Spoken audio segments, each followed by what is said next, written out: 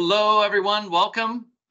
Got an excellent program around one of the biggest conundrums in practices, capacity. This happens to most good practices. You start acquiring clients, you get a whole bunch of them, they refer other people, you get even more, and you hit a ceiling. So we're going to talk about, what that ceiling is. We're going to talk about how to break through that ceiling and achieve higher levels of production. We got some awesome guests with us from Wilson Wealth. We got Dave Wilson, we got Drew Powers, who have broken through those glasses. We're going to learn from them what's worked for them along the way, and really see a lot of this in action. See for a lot of you on kind of see further down the path. So we'll talk about the progression too, just so we hit a lot of you for where you're at in your practice. I know we got a wide range of people that are on here listening in. So we'll kind of go through just the individual advisor when you start adding AFAs, when you have multiple AFAs, just different structures and ways that you can really alleviate capacity and get probably you, the listener, a little bit freer. So let me go ahead and share some slides. I got a little bit of visuals that will show along the way that will kind of help bring some of this to life. So a lot of you know me. I've been doing this a long time. I was an advisor like many of you. And so I lived these things, but most of what I love doing is helping other practices, other advisors just like you. So we love doing this stuff. We got Brandon Hegg on. Brandon is another awesome coach, loves helping practices with this stuff and getting better, especially practices that are adding other associate advisors. It's really required to go to that next level, depending on the practice structure that you want. The different types of advisors is important to consider. I see a lot of you owners out there say that, gosh, I want my advisors to be just like me, right? That I want them to walk uphill to the office both ways in bare feet in the snow and go through all the things that you went through. You're probably not going to find that. They probably, either have their own business or they're probably going to leave. So just keep in mind the different types of advisors that are out there. There's thinkers that just, going out and getting clients is not their thing. Talking to clients isn't their thing. They love doing things behind the scenes, planning, investments. There's a lot that they can do, and there's a need for that type of advisor, but, they may not be like you listening, but that's fine. Again, there's a place for them. Farmers love working with clients. They don't love the hunt of going out and getting new clients. So there's a great spot for farmers in a practice where the biggest need is to service clients. So to have an advisor that likes doing that, that's pretty good. So those people don't have to walk uphill both ways and do the things that you did, especially when it comes to client acquisition. Now, there are some advisors that are hunters. So Dave and Drew are guests on here. They're hunters. They love the hunt of acquiring clients, bringing in assets, doing some rainmaking, and being out there in the community, working with other professionals, other connectors that can help get them new clients. So just keep those in mind as we go, the different types of advisors, because they all have a place when it comes to capacity and what's really possible. And what is possible, we see a very common individual producer glass ceiling, and occurs somewhere between about $1 million to $1.5 million in production. And just do some simple math here. If you have 150 clients receiving legitimate client experience, 4 valuable contacts throughout the year, hopefully doing more than that for your top clients. If you're really executing that and you just calculate how much time it takes to do that, and if you look at an average size client in the industry, pretty quickly you can see how that glass ceiling, arrives. You're working with a client that's got 600,000 or 700,000 as your average client. In this example, doing $6,666 in revenue. Well, there's your million. Let's say you got 150 clients, a little bit better quality. They're doing 10,000 in revenue. There's your 1.5 million. Now, we see a lot of times there'll be 200, 300, in some cases 400 or 500 clients on the advisor plate, and the average is much lower. So a lot of small clients in the mix. and it just dilutes the ability to grow here. But to get past this and really, move to better quality is really key. So if you think about, capacity for you listening, whether you're an individual producer and you're on a path to grow, you don't want to have a bunch of advisors on your team. That's okay. You're going to have to limit the number of clients that you work with, or else you're just going to continually hit a ceiling. There's really a divergence or a crossroads that you're going to hit it to grow the practice, that you're just either going to have to be, more boutique.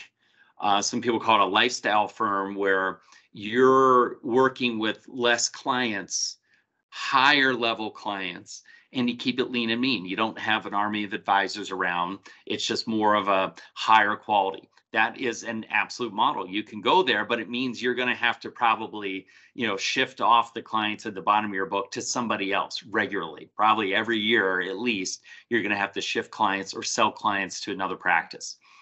Or you can build more scale, have other advisors on the team that are helping with this capacity, helping to make that happen. So Drew Powers, you've been through a lot of this of building, right, over the last decade. You've gone from, hey, I just need people to work with, I'm going to build, to now you're in a place where you're managing your capacity, and you're constantly, really every year, you're shifting clients off your plate to others. So just take us just through that progression that you've been through of kind of realizing, hey, I'm hitting a ceiling here. I only have so much time. I need to get some people off my plate. What was some of the first signs for you? When did you start to see that I'm hitting a point where I'm approaching that ceiling, might be at capacity?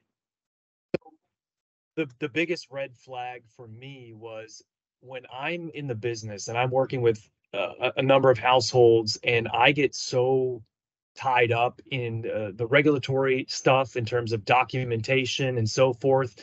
When I don't have enough time to follow up with the prospects that I need to, that's the very first red flag of like, oh, I have too much on my plate. If I don't even have time to call the referrals that are sent to me or the people who inquire on the advisor website, that was the very first flag that was raised, that, hey, you've got too much on your plate if you can't even follow up with the new people who are approaching you, much less have the time to go out and meet new people on my own. It's a huge insight for everyone there, because a lot of you listening, you are the hunter for your practice. A lot of practices don't have multiple hunters. Sometimes there's only one, and it might be you listening. And if you're caught up with too many clients, it's harder to go out and bring in new clients. You really can. So a great sign to look for if you're having trouble getting to the activities that lead to the new clients coming in, the new assets coming in the door, it's an excellent sign. Drew, a big fear for advisors is, oh my gosh, I've been working with this client for a long time. There's no way another advisor could be like me. It's a big, it's an internal belief that a lot of people have when it comes to, should I involve somebody else? So what got you over that hurdle to say, okay, somebody else working with this client that might be better off? What was some of your thinking when it came to letting go and getting other advisors involved with clients you've been working with for a long time? Well, you've got to understand that, when you're in the industry for a while and you are growing, right? And you have younger advisors on your team, they're hungry, right? And they're willing to give that client maybe a little bit more time, a little bit more attention to detail, go into the weeds a little bit more, because they've got that additional time and energy and hunger. And so if there's, a mid-tier to a lower tier client who's on your books, they are going to get better service from another advisor just because you just don't have the time. Right. And so when you start to leverage your team, and I would say that that's probably the biggest thing that I've learned in the last 5 years, is when you meet a prospect or you meet an existing client, constantly talk about how great your team is. And so psychologically, the clients understand that, okay, it's not just him. There's other people behind the scenes. And so you condition them, you teach them to know that you're not the only one there. You have a team behind you. So that way you can start to ease that team member in to help out with, a task here or a task there or a quarterly phone call. And so they get a sense of the team from the beginning. And then ultimately that client is, fully serviced by your AFA. It's excellent insights. I think just that belief of, you know, the client's going to be better off. They're going to get served better with somebody else. To really internally believe that that's the tipping point. But until an advisor can see that, it's hard. They hang on. They believe that they need to do too much. Look, the person you're passing them to, they're not going to be as good as you, right? They're going to be, maybe 2/3 as good of you. But that's okay. They just need to be good enough. They need to be able to give the client value, keep the client in the revenue around. But it's time. It's the time that you need to, buy back, referencing the book, Buy Back Your Time, or you need to unlock here. It really comes down to that. And just having and seeing that, okay, they're going to be better off here. Awesome insight to position. This is a team approach. We're a team of advisors here. We're all working together. And it's not about one individual. So really good, good insights. Let's talk a little bit about structure and Wilson Wealth's incorporating this structure that's becoming really popular in practices. A lot of advisors are conditioned to believe that the advisor-client relationship is singular. There's one advisor and one client. And it's just because of our conditioning. That's how we all started. Right? Everyone started as, well, I'm the only one. So I, have this singular relationship. And if I'm going to move them on, somebody else is going to have a singular relationship there. But there's a pretty popular, this could be a practice model for you, or this could be within a larger practice, a model that's called a diamond team that I'll visually show here to take you through. And the purpose of a diamond teams, which was, there's a great white paper by Angie Herbert, which I'm happy to share with everyone. It goes way into depth on diamond teams, but really it's a capacity management structure. And it's a great way to develop people, and it's a pretty profitable structure too for a business. So instead of that singular relationship with advisor and client, what a time and team does, it surrounds the client with multiple people that's going to interact with them. So just like Brandon put in there on the chat box there, the kind of doctor or dentist office analogy kind of plays. I'll show you how that plays out here. So in this kind of structure, let's say this is your practice.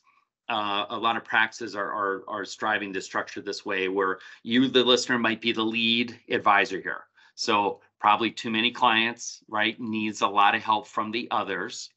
So if we could reference softball or baseball, if the lead's here at second base, at third base would be a very senior advisor. And I mean, they can meet with clients, create value, they can close business, they can do all the things that need to get done, they can handle. So this advisor can handle really high load of clients. They're not required to go out and get a whole bunch of new clients. They're just doing a really high level of servicing, but they're seasoned, they're experienced, they can just handle a lot of interactions with the client. Over here on first base is a up and coming advisor, as Wilson Wealth calls them, the young guns. So the newer advisor might be, let's say 1 or 2 to 5 years into the business. They're licensed. They just don't have all the experience. They can't, fully handle every single topic or close every kind of business on their own. So they might be sort of riding shotgun with the lead to learn from them. But there are things that they can handle. You think about even somebody that went to college for financial planning or studied some of this stuff. They already know more than the person across the table, the team meetings, or the phone call, right? They already know more. There's something of value that they could provide the client. There's easy topics that they could do. And so they're going to be learning a lot from second base and third base as much as possible, but they can handle easy things without the second base and third base advisors. And down here's the CSA client service associate. This might be somebody that's permanently in a support role. It could also be somebody who aspires to be a new advisor. So I know way back when I started in this role and did anything, took out the trash and sent faxes way back then and did whatever just to learn the business. So it's a great entry point, but people at home base, they might want to stay there, but these people might aspire to be an advisor one day. So they could start here. They could do things with the clients. Think about all they could do. They could gather data. They can do, some things that unlicensed people can't do. There's all kinds of things that they can do. They just can't give any advice or recommendations. So all these different people interacting with the client is pretty big. But the key here to go to, like, let's think about a dentist office. When you go to the dentist probably spends the least amount of time with you, right? There's somebody who's handling the basic things like your schedule, like your insurance. There's a dental hygienist who does a lot of the work, right? They get in there, they do your cleaning, they do a lot of the work. The dentist just pops in and takes a look and says, yep, things look good. We'll see you in 6 months. Or they might get involved if there's something heavy duty that, oh my gosh, we need a root canal or something more in depth, which, for them, that's a much higher revenue producing task for them. So they're going to spend more time there, less time in just the typical, checkup, cleaning kind of appointment. So we see a lot in here. This lead advisor is probably only going to be involved with the very top tier of clients.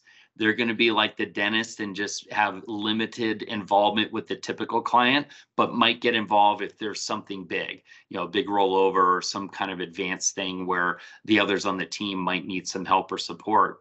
But otherwise, the other people are doing most of the heavy lifting. So it switches the dynamic quite a bit. And if you look at, we've done many client service, client experience things. I'm a big fan of Rob Knapp, who Brandon and I both work with, of Supernova Advisor, which is basically a service concept where there's a lot of extra phone calls in between the traditional advisor meetings that occur. It's really what clients want. They just want to hear from you. But all these people could be instituting those calls. And I really challenge a lot of top advisors to, hey, maybe you're the brief phone call instead of you being the long meeting, right? And that's true of very much like the doctor or dentist popping in for the shortest amount of time. Maybe somebody else conducts the long meetings. The dentist or doctor is just popping in. Maybe that's the quick touch base phone call. Could be you that's listening. Maybe you're involved with a smaller number of people, but then you're not completely letting go of clients. You still have some involvement with them. It's just the much shorter conversations. So we see in this kind of structure, and I've got some more descriptions here if anyone wants this emailed out, but we find in this kind of setting, a diamond team is capable of handling about 500, legitimate clients. Again, that average like 700,000 in AUM, 7,000 average revenue. We do the math there. We find diamond teams can handle about 3.5 million in revenue. And it's got to be that structure where that top advisor is probably more involved with the top 100, probably, little to no involvement with the other clients. The rest of the diamond team is servicing those. So I'll take a, pause here from the slides. So Dave Wilson, has instituted not only the diamond team structure, but actually has multiple diamond team structures in his practice. So Dave, we'd love to hear from you, your thoughts on the diamond team and how you've kind of instituted this with a large practice like Wilson Wealth. I think two good things for the listeners to think about is you don't have to jump into it at once. Don't let it overwhelm you. Don't think, oh, I can't go to that. I can't get it. You don't have to get there overnight. You can start to put it in place. And as Drew alluded to, when you start to transfer clients, it can build some steam. You can start to put that structure in place and it can become easier. It's easier for me to transfer clients now than when I first started. I'm sure Drew would say the same thing, right? Easier to have that conversation, more comfort feel as you start to have your junior advisor or your senior advisor, which Drew's a lead and I'm a lead still for the time being, trying to work my way out of that lead position. But basically, you get more comfortable with who you're passing it to as you see it start to flow and the service start to go through, and you start to see clients not skip a beat with how they're responding to the service they're getting now from that other advisor, right? So, and again, it will go through some growing pains. You have to know as a business owner and accept that I'm going to go through growing pains to get to a better level. To get to another level, I'm going to go through some growing pains here. And that's part of the risk reward you have to take in this adventure, you know? It's a really, it is really great insights. It's helpful to see though, it gets easier. So I think for a lot of people listening, if you're in the early stages of this, it seems harder than it is. But I really think, we hold ourselves back as individuals, because it's not that hard. And as Brandon's suggesting here, it's a lot easier to have happen, right? He nailed it. I mean, Brandon sees a lot of these client transitions, and as advisors, we make it a lot harder than it is for the client. Think about if you ever had to go to a different dentist or doctor or something like that, like, oh, someone else on our team is going to be involved, and we go through those things, and we've stayed with that firm or that service. So we invent in our head, like, I'm the only one that can do it. Right? No one else can keep these people around but me. But it's funny on the other side of that, when advisors think, oh, my clients are going to be devastated if it's not me. And then they're on the other side and they're saying, oh, it's much better with the next person. Because to Drew's point, they're getting the appropriate level here, which is great. So, all of these, whether you have an individual, client and advisor structure, whether you institute a different structure that teams and is more of a diamond team structure, what's nice about the capacity things, first you got to look yourself in the mirror and look at your own capacity. I think for everyone listening, you probably have too many clients. I even challenged Dave and Drew constantly on having too many and getting freer. How many clients are you down to, Dave? 90.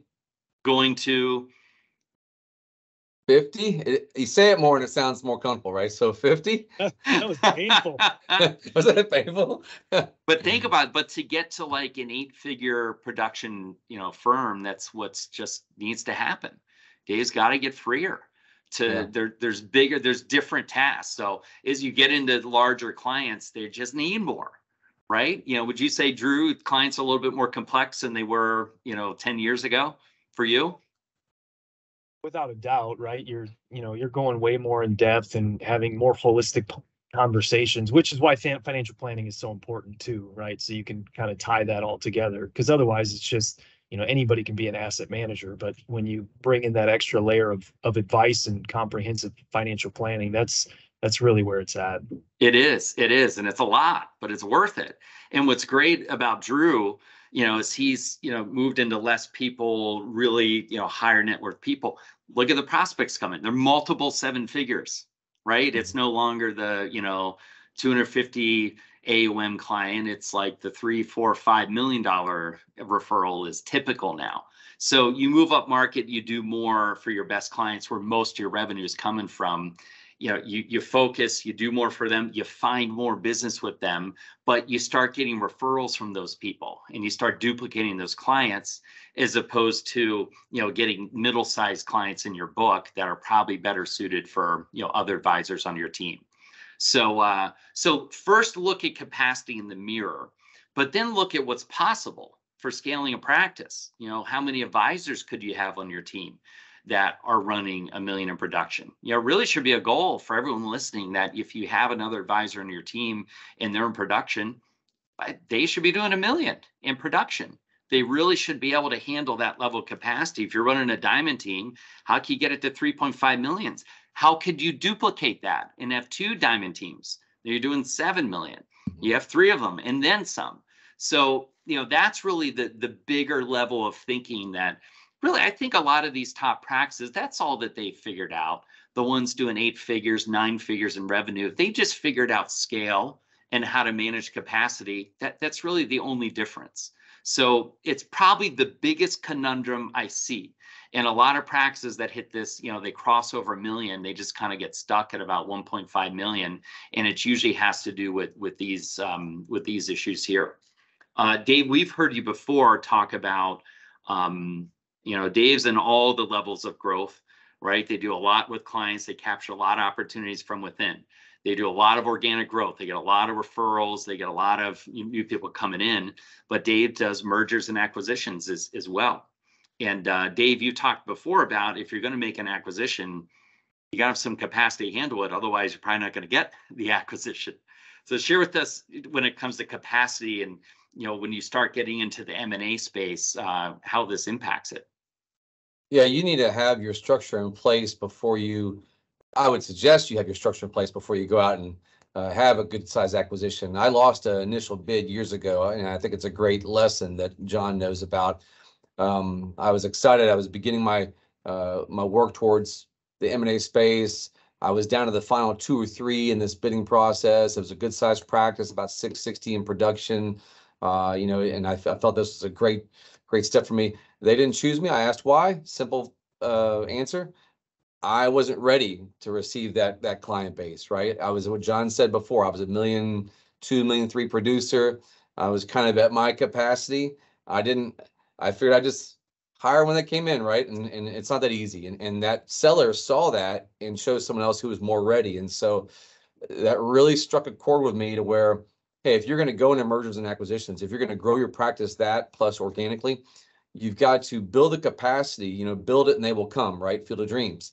If you build it, they will come and they will see you as a viable place for them to trust their practice and their clients who they've cared for so much with you now. And so you'll really set yourself apart or in the class of people that are really truly bidding on these.